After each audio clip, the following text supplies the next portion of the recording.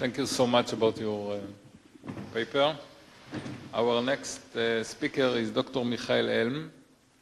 He studied sociology, political science, and educational theory at the Goethe University in Frankfurt, Germany, and also teaches there.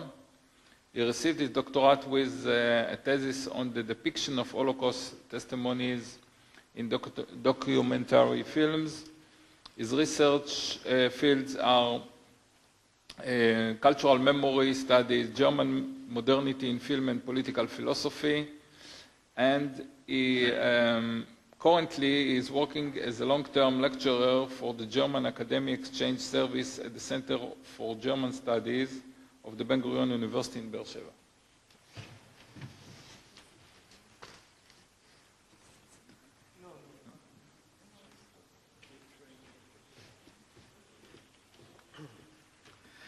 Okay, thanks for the invitation, and yeah, I really already saw with the presentation by Hanni Mittelmann that my presentation will take on a different perspective.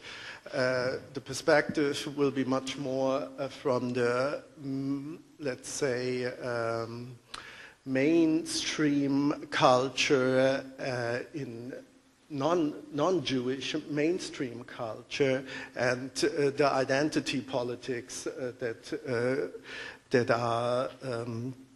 goes along with them.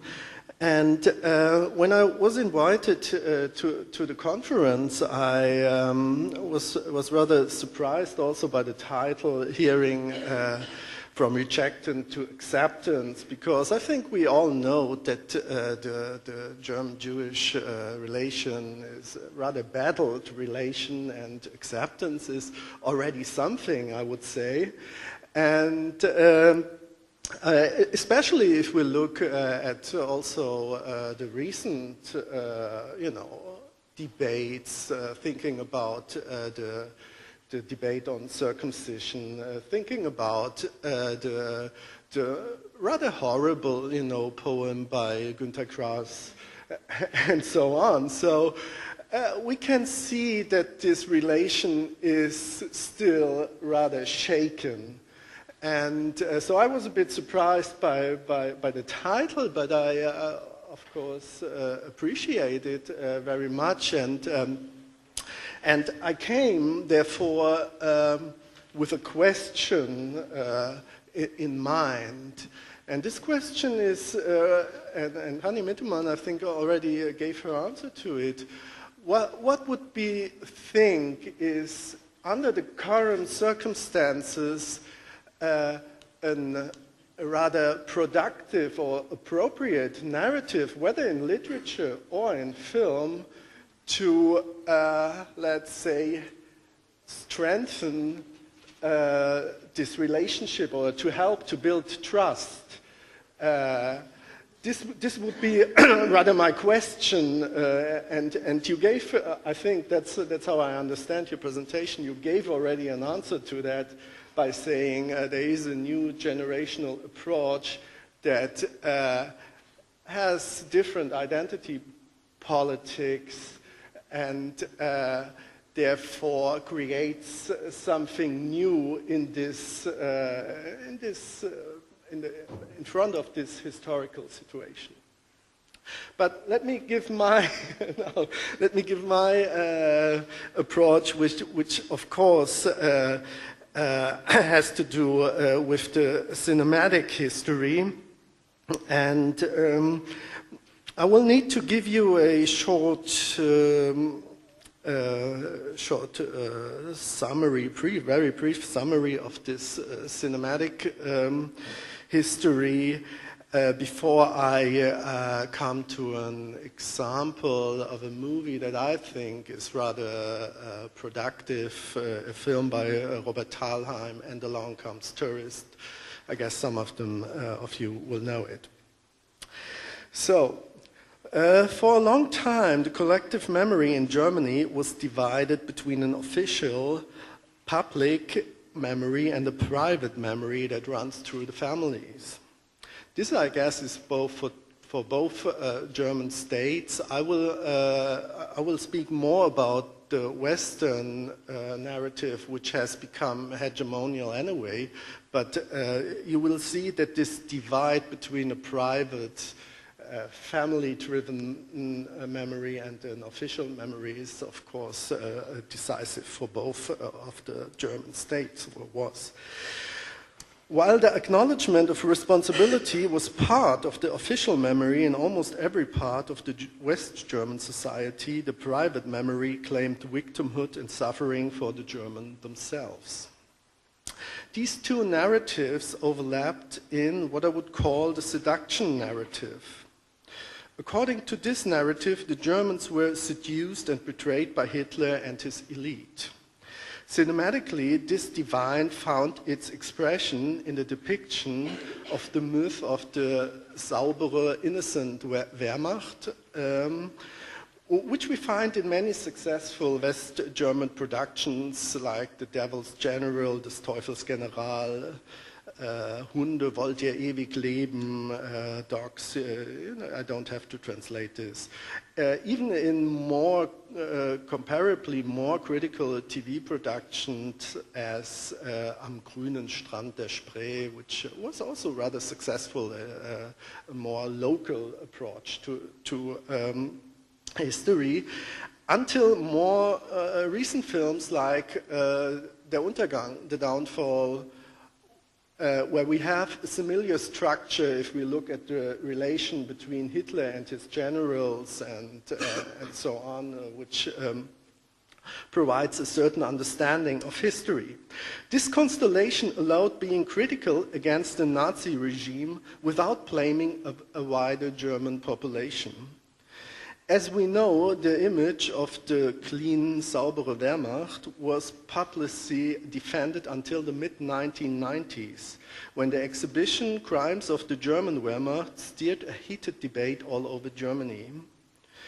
Sonja M. Schulz writes in her recently published study about National Socialism and film that up until today, no feature film has chosen the crimes of a German police unit or the Wehrmacht as a central subject.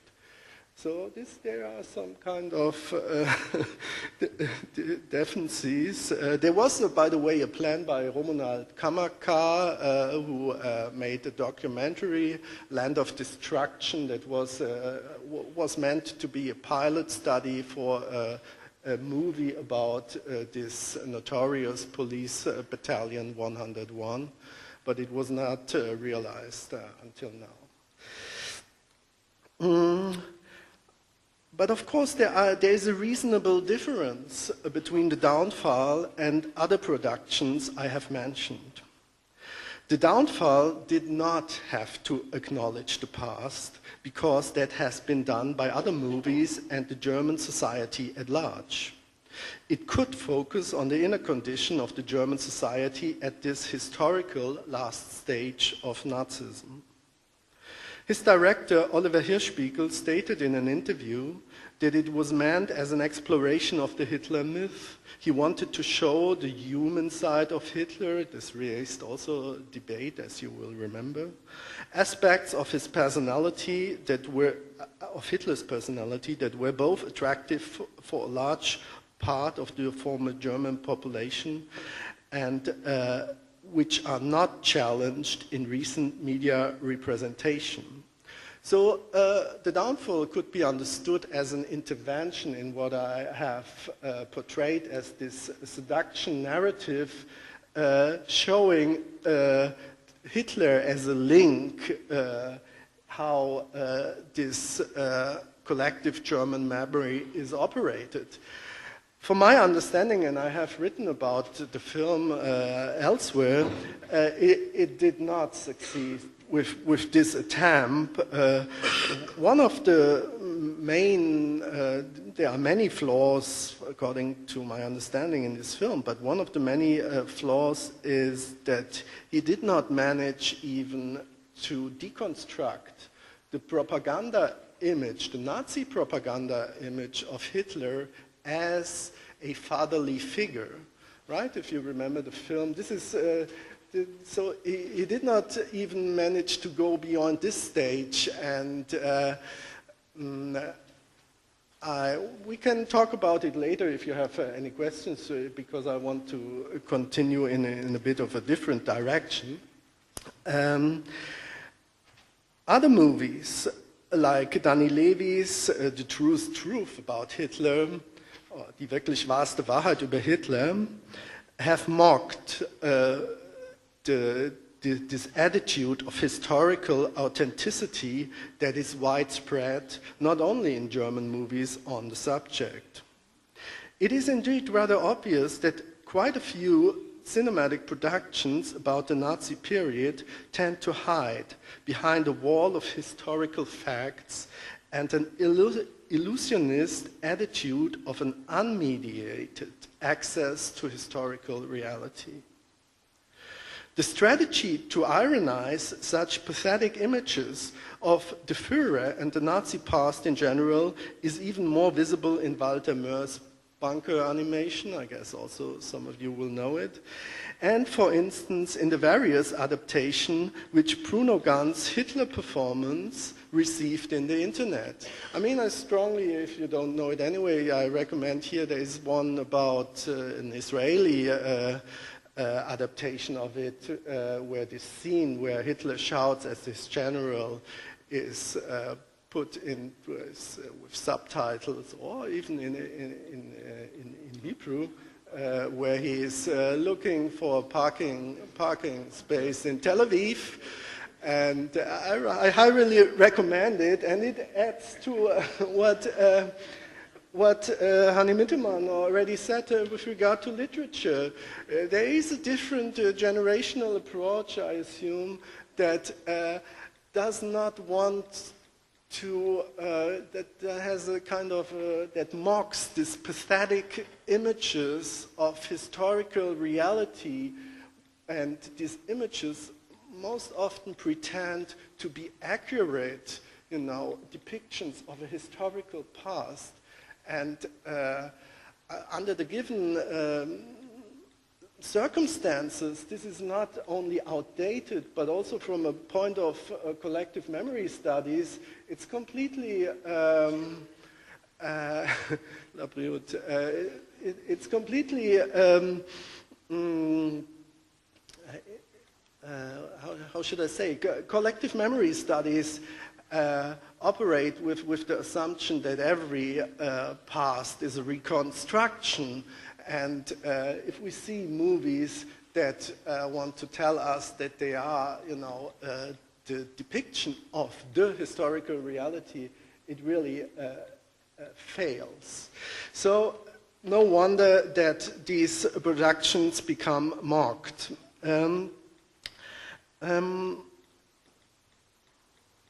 Now, even though we can identify major deficits in dealing with the past, the main problem of German memorial culture is not to acknowledge historical guilt, because this is what has been done, and quite successful, The problem is rather to understand the consequences of it. Auschwitz has indeed become an integral part of German identity. Even if a citizen rejects or abhors this part of German history, they have to take it into account. Memorialization and routinization of the past are essential part of the German collective memory for good reasons. To my understanding, the difficulties to integrate such a monstrous past in one's own personal identity as a German is still underestimated. So dealing with guilt, and I taught many courses at the Ben Gurion University with Israeli students, and we always come to this subject that how do you integrate this guilt into an identity, a personal identity, but also a cultural identity? And I think this is an underestimated problem, the consequences of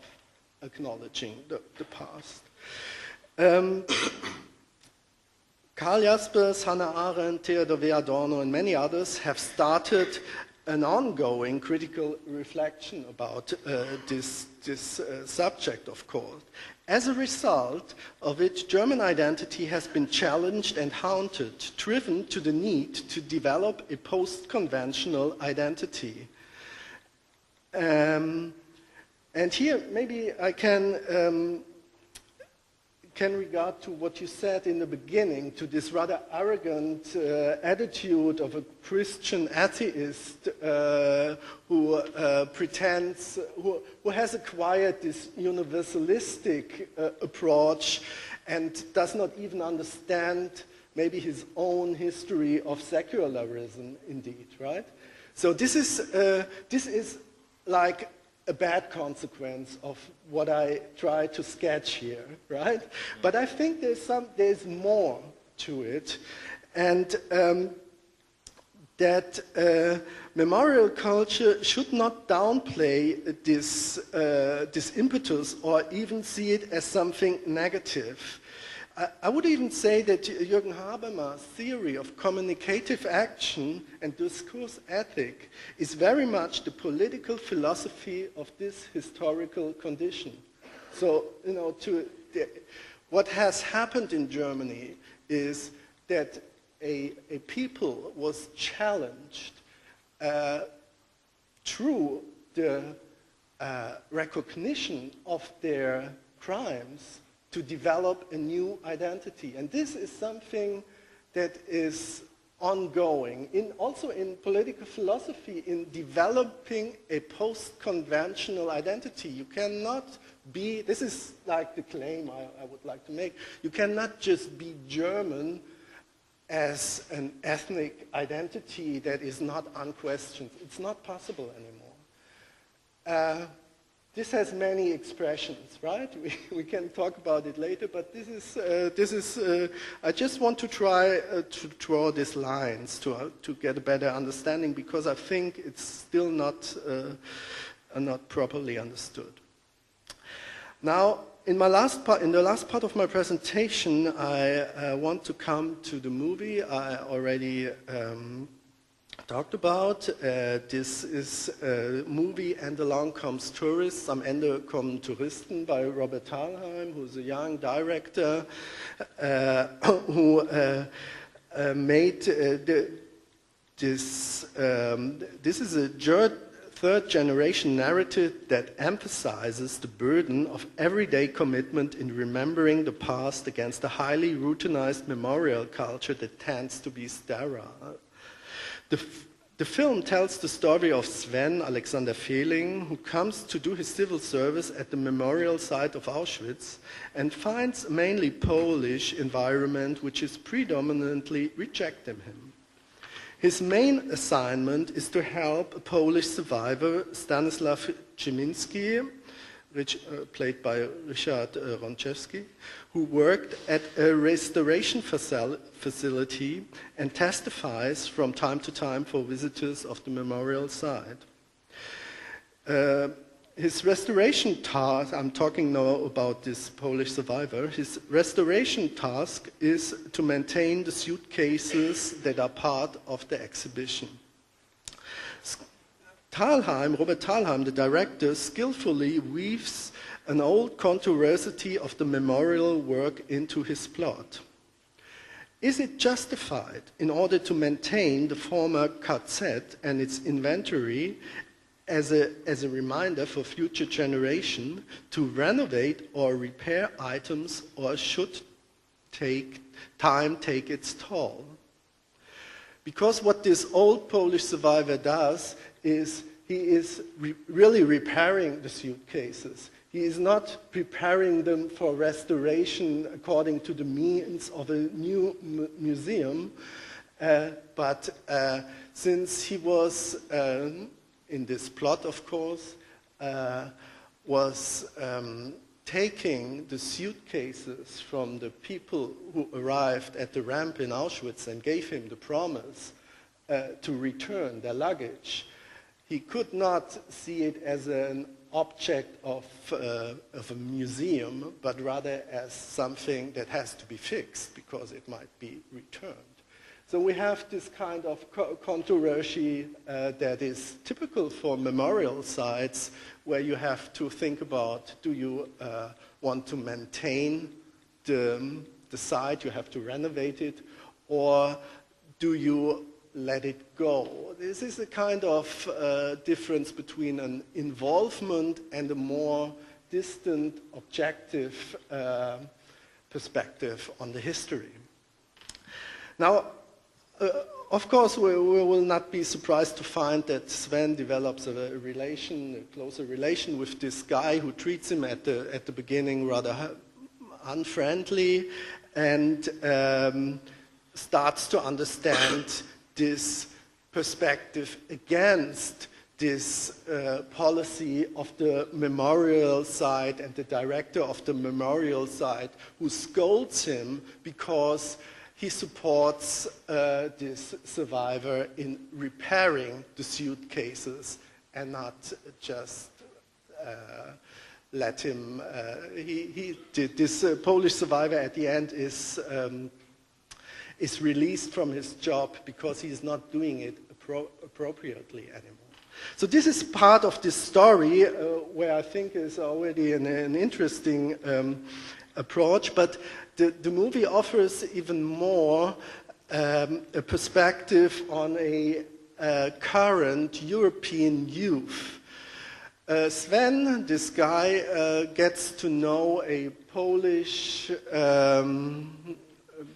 peer, a Polish woman his age, starts developing a kind of affair with her, and she is also working at this memorial site. And again, here we see that, of course, Sven is mocked for being German. You know, they call him Fritz, and the German army is back again. They make jokes about him because, obviously, of his German identity. And here we have this problem, what I was talking about. How do you integrate, a third-generation German, personally no historical connection to what had happened, still has to include this huge past in his history, and is confronted with peers his age in a rather not hostile, but kind of unfriendly way. The movie, from my understanding, refrains from self-pity at this point.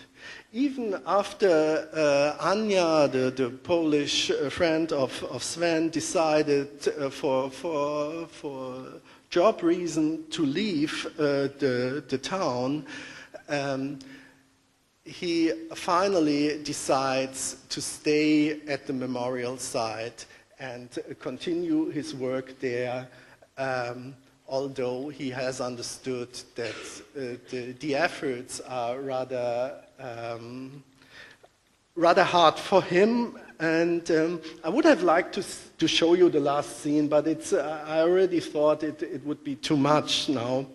But I strongly recommend to see this movie because I think it really gives a different perspective.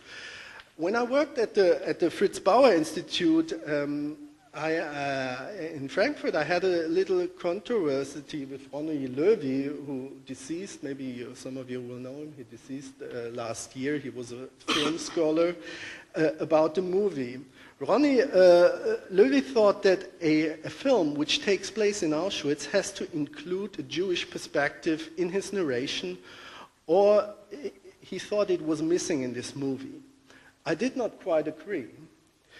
Every film that takes place at this location and its vicinity has already the Jewish history in its backpack. Thalheim, the director, knows this and avoids the redundancy that we usually encounter when we are confronted with the icons of Auschwitz. He chooses to quote them from the everyday life perspective of the third German and Polish generation. Another aspect of Ronny's criticism was that Rejection, Auschwitz was not only a concentration and extermination camp, but also a city with a large Jewish population. This aspect is neglected in the film. In this respect, I completely agree with him, especially since the director decided to tell his story from an everyday life perspective. The everyday life and what is missing in it has to become part of the plot. So this was my example for taking on a new generational perspective on this German past that acknowledges the huge impact in terms of identity construction, but is not refraining from giving it a new perspective and allowing this new generation to have their say.